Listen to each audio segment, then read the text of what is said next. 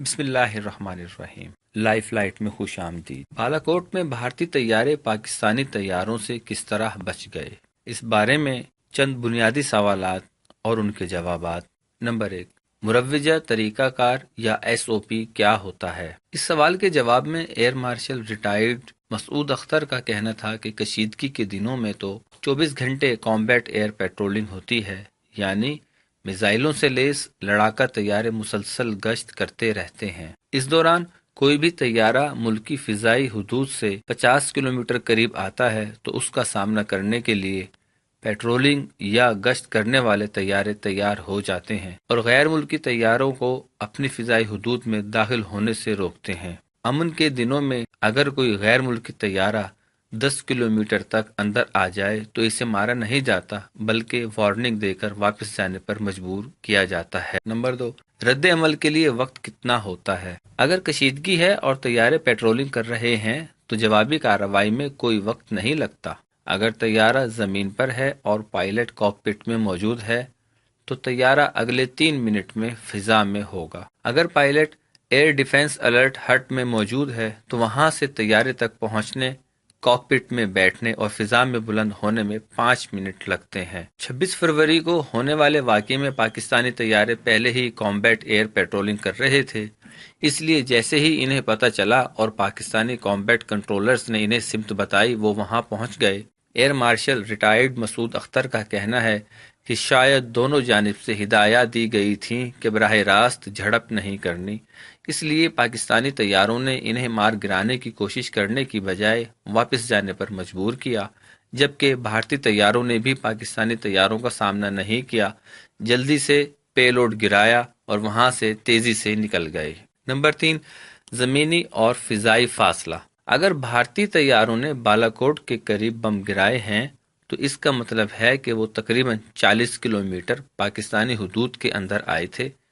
لڑاکا طیارے 40 کلومیٹر کا فاصلہ 4 سے 5 منٹ میں طے کر لیتے ہیں۔ ماہرین کے مطابق دنیا کے ترقی یافتہ ممالک کی ایئر فورسز کے رد عمل کا وقت بھی 8 منٹ یا اس سے زیادہ ہے۔ اور پے لوڈ کیا ہوتا ہے؟ طیاروں کے پروں کے نیچے جو بھی چیز لگی ہوتی ہے وہ پے لوڈ کہلاتی ہے، مثلاً میزائل، بم اور راکٹ، یہ سب پے لوڈ میں شامل ہیں۔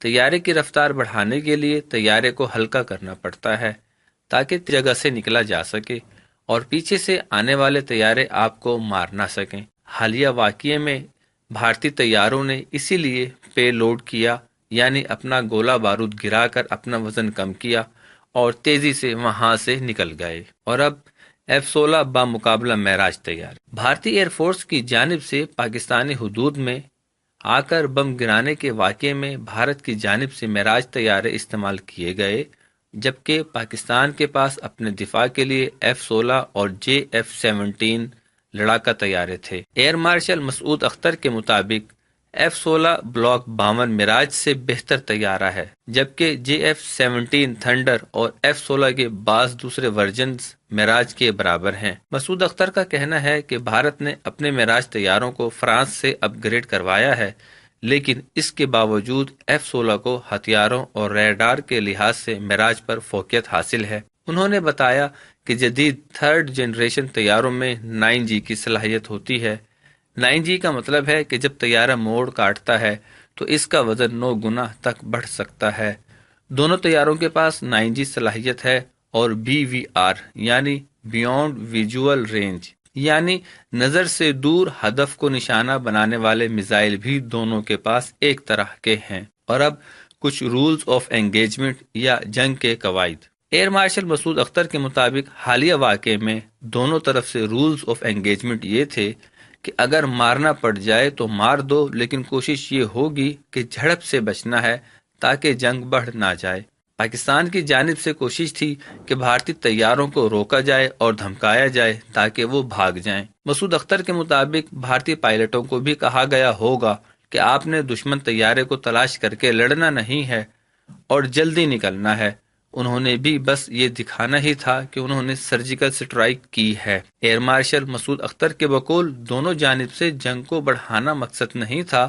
ان کا کہنا تھا کہ جب زمینی سرحد پر سپاہی لڑتے ہیں تو اس سے ایک بڑی جنگ چھڑنے کا امکان کم ہوتا ہے، لیکن اگر طیارہ کئی میل اندر گرا جائے تو حالات کافی خراب ہو سکتے ہیں۔ عام حالات میں جنگ کے قواعد مختلف ہوتے ہیں، اور وہ یہ کہ اگر کسی غیر ملکی طیارے کو گرانا ہے تو اس طرح کہ اس کا ملبہ اپنی سرحد کے 10 کلومیٹر اندر گرے۔ اس کی وجہ بتاتے ہوئے مسعود اختر کا کہنا تھا، اس سے یہ ثابت ہوگا کہ دوسروں نے حدود کی خلاف ورزی کی تھی۔ اگر ملبہ پڑوسی ملک میں پایا گیا تو اس کا مطلب یہ ہوگا کہ آپ نے اندر گھس کر کارروائی کی ہے۔